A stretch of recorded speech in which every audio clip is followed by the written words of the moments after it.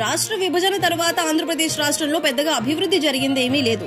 అమరావతి రాజధాని కాలేదు, పోలవరం ప్రాజెక్టు కూడా పూర్తి కాలేదు, రోడ్ల వంటి కనీస మౌలిక సదుపాయాలు కూడా కనిపించడం లేదు.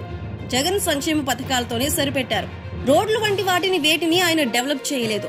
మొదట 5 ఏళ్లు చంద్రబాబు హయాంలో కాస్తో కూస్తో అభివృద్ధి జరిగింది. కానీ అప్పుడు జగన్ కు కేంద్రం కొంచెం కూడా సహకరించలేదు. రైల్వే జోన్ కూడా రాలేదు. విశాఖపట్నాన్ని తూతూ మంత్రంగా రైల్వే జోన్ ఇచ్చారు, కానీ దానివల్ల పెద్దగా ఉపయోగం లేకుండా పోయింది. 5 ఏళ్లుగా ఎలాంటి అభివృద్ధి లేకుండా ఉన్న రాష్ట్రాన్ని చంద్రబాబు, పవన్ ఇద్దరూ కలిసి అభివృద్ధి చేయాల్సిన అవసరం ఎంతగానో ఉంది. కేంద్ర ప్రభుత్వాన్ని వాళ్లు ఒత్తిడి పెట్టాలి, అప్పుడు గాని నిధులు రావని చెప్పొచ్చు. పవన్ కళ్యాణ్ చంద్రబాబును, బీజేపీని ఇద్దరినీ కలిపారు. ఇప్పుడు అతనిపైనే కేంద్రం నుంచి నిధులు తీసుకురావాల్సిన బాధ్యత ఉంది. చంద్రబాబు వృద్ధులకు 4,000 పెన్షన్ ఇస్తానని మాట ఇచ్చారు. మాట చెప్పే అధికారంలోకి వచ్చారు కాబట్టి అది కూడా అమలయ్యేలాగా చూసుకోవాల్సిన బాధ్యత పవన్ కళ్యాణ్ పైనే ఉంది. 20 లక్షల ఉద్యోగాలు, నెలకి 3,000 నిరుద్యోగ భృతి కూడా ఆయన అందిస్తానని మాట ఇచ్చారు.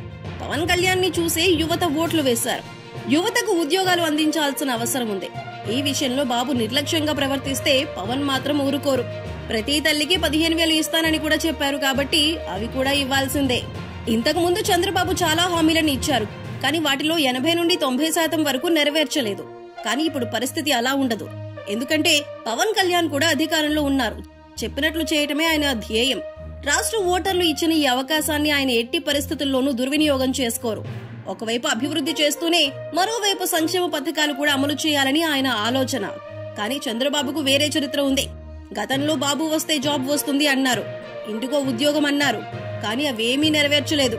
అబద్ధపు ప్రకటనలు, ఆచరణ సాధ్యం కాని హామీలు ఇచ్చి మాట తప్పారు.